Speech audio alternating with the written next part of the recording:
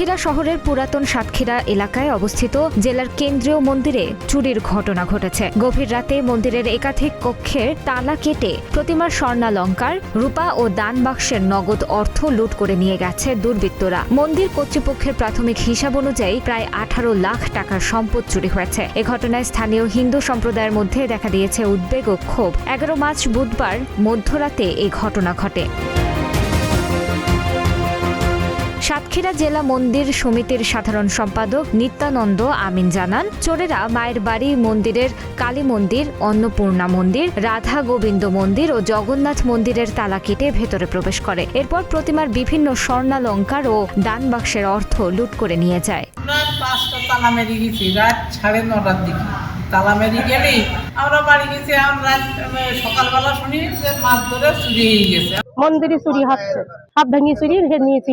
চুরি হওয়া সামগ্রীর মধ্যে রয়েছে 4 ভরি ওজনের 2 জোড়া স্বর্ণের বালা, 1 ভরি ওজনের 2 জোড়া শাখা, 4 আনা ওজনের 1 জোড়া কানের দুল, 8 আনা ওজনের একটি মায়ের জিভ, 8 আনা ওজনের একটি চেন, 10 আনা ওজনের একটি নথ, 4 আনা ওজনের 2 জোড়া পেটি, প্রায় 5 ভরি রূপা, দান বাক্সের নগদ 7,000 টাকা এবং অন্যান্য মূল্যবান সামগ্রী। প্রত্যেকটা মন্দিরে ইতিমধ্যে একদিন আগে কাঠিয়া মন্দিরে 4-5টা মন্দিরে ওরা তালা ভাঙ্গিয়া এই সংঘবদ্ধ এরা একটা চোরের গোষ্ঠী কাজ করতেছে। ইতিমধ্যে যদি প্রশাসন চেষ্টা করে যে তাদের ধরা সম্ভব, সবই সম্ভব। আমি চাই এতে খুব দ্রুত এই চোরেদের ধইরা শাস্তির আওতা আনার জন্যে, এই মানুষের এই রাত্রে ঘুম হারাম যাতে না হয়, মানুষ যাতে নিশ্চিন্তে ঘুমাতে পারে। মন্দির সমিতির কার্যনির্বাহী সদস্য ও শিক্ষক দীপা সিন্ধু তরফদার বলেন, 2 দিন আগে শহরের কাটিয়া মন্দিরেও চুরির ঘটনা ঘটেছে। একের পর এক মন্দিরে চুরির ঘটনায় স্থানীয় হিন্দু সম্প্রদায়ের মধ্যে উদ্বেগ ও ক্ষোভ তৈরি হয়েছে। আমরা দ্রুত দোষীদের গ্রেপ্তার এবং মন্দিরগুলোর নিরাপত্তা জোরদারের দাবি জানাচ্ছি। অত্যন্ত দুঃখের সাথে জানাচ্ছি যে গত রাত 3:18 সাতক্ষীরা জেলা কেন্দ্রীয় মন্দির এই মায়ের বাড়িতে 3টা মন্দির, মায়ের মন্দির, রাধা গোবিন্দ মন্দির এবং জয়মবরু প্রভুর মন্দির, 3টা মন্দিরে দুর্দর্শ চুরি হয়েছে।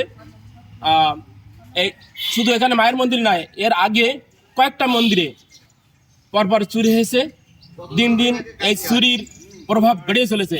এর একমাত্র আমি কারণ মনে করি যে প্রশাসনের সঠিক পদক্ষেপ না নেওয়ার কারণে। সাথে সাথে এই যে মাদক যারা এগুলো করছে, আমার মনে হয় যারা মাদক সেবনকারী তারা এইগুলো কাজগুলো করছে।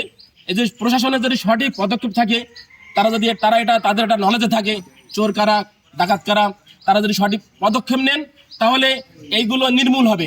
এ বিষয়ে সাতক্ষীরা সদর পুলিশ ফাঁড়ির ইনচার্জ রেজাউল করিম জানান, চুরির খবর পেয়ে পুলিশ ঘটনাস্থলে গিয়ে আলামত সংগ্রহ করেছে। বিষয়টি তদন্ত করে দেখা হচ্ছে। মন্দিরের কর্মকর্তা অসীম দাস বলেন, মন্দিরের সিসিটিভি ফুটেজে কিছু গুরুত্বপূর্ণ তথ্য পাওয়া গেছে। তিনি দ্রুত চোরদের শনাক্ত করে দৃষ্টান্তমূলক শাস্তির জন্য প্রশাসনের হস্তক্ষেপ কামনা করেন। তানাজা আফরিন, প্রতিদিনের বাংলাদেশ।